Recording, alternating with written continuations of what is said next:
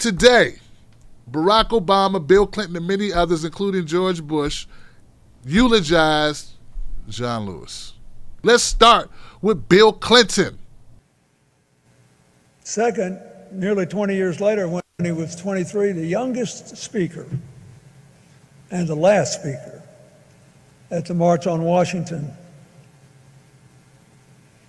when he gave a great speech urging people to take to the streets across the South to seize the chance to finally end racism. And he listened to people that he knew had the same goal, to say, well, we have to be careful how we say this because we're trying to get converts, not more adversaries. Just 3 years later, he lost the leadership of SNCC to Stokely Carmichael because he said, it was a pretty good job for a guy that young and come from Troy, Alabama. It must have been painful to lose, but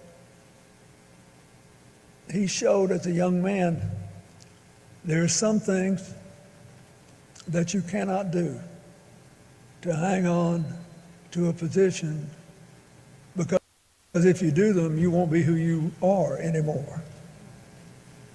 And I say there were 2 or 3 years there where the movement went a little bit too far towards Stokely, but in the end, John Lewis prevailed. We are here today because he had the kind of character he showed when he lost an election.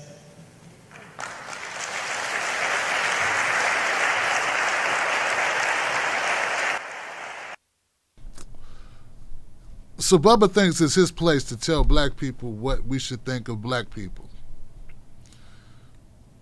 I mean, that's basically what he's doing. He's trying to enlighten all that room full of, and largely the black Americans sitting at home and black Americans all across the country. And I guess he's talking to white people too. I mean, he is from Arkansas. He's telling you that the way that John Lewis decided to navigate Washington, D.C., the way that he decided to amend to the rhetoric of the times, amend his rhetoric to fit into what was acceptable rhetoric for the time for these people to allow him to speak. That's the way that he should go. And then he doubles the ante, sort of pitting Stokely Carmichael and John Lewis against one another. And hey, look, if I was a betting man and if I wagered, I would suggest that that's a bad bet. Stokely Carmichael was a radical.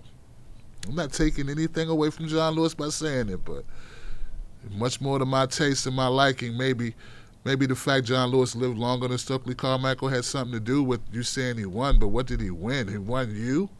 People like you, Bill Clinton, people that patronize and condescend to black people. You show affinity, affection to black people by playing an instrument with sunglasses on, but meanwhile you lock up, incarcerate, throw away the key, deplete them, knock them off welfare services that give people an opportunity to benefit, an opportunity to take care of their families, knowing that they have been impacted by racial discrimination, systemic oppression in this country. You, Bubba, who slid your greased up, bloated hips into an airplane seat to fly back to Arkansas and execute a man who was mentally incapacitated, some say with the mental acuity of a 3-year-old, didn't even know he was being put to death just so you could win an election, you scumbag. And then you talk about what not to abdicate in order to secure a position. Your whole legacy is built on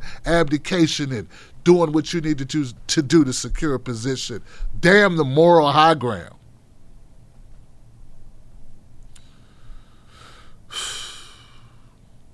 And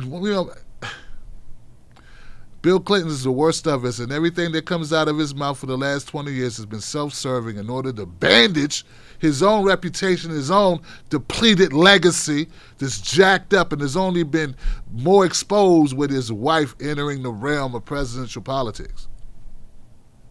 So now here we are. Here we are. The swine dive of effectiveness for Bubba right in front of you, eulogizing John Lewis with the audacity that he is the man to tell you what is radical, what is acceptable form of protest in America for black folks. You know, I would never begin to tell any other group, Native American, indigenous folks, trans, gay, straight, LGBTQIA, any group, Jewish, Americans, I would never begin to tell them what's the proper way for them to demonstrate, for them to fight for the rights that they feel that they are entitled. Neither should Bill freaking Clinton. Well, hey, she did add some good parts of his speech. He did tell a remarkable story of John Lewis in a near-death experience where someone held a shovel or a strong, heavy lead pipe above his head, and John Lewis thought he was going to die that day, and he didn't.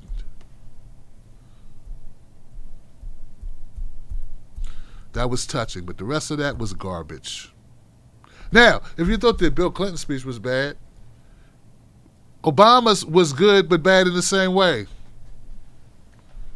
Here goes a little bit of Obama's speech.